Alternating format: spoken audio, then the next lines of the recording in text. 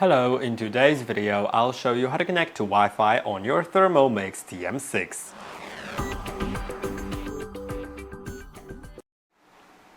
In order to connect to Wi-Fi, you will need to go to the three lines in the top left corner, then Settings, then Wi-Fi. Now you'll find the Wi-Fi networks available once the Wi-Fi is enabled with the switch in the top right corner. Then you simply can just select a network you'd like to connect to. If you cannot find it, then make sure your router is close enough to your device. Then enter its password.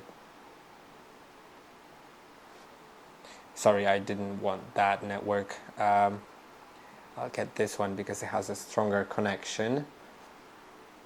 And it doesn't have to be necessarily a fast network. I'll see the password. I don't know if I entered it correctly. Yeah, it's great. Let's log in. It doesn't have to be a fast network, just a good connection, good stable connection. And you can see in my case it is already connected.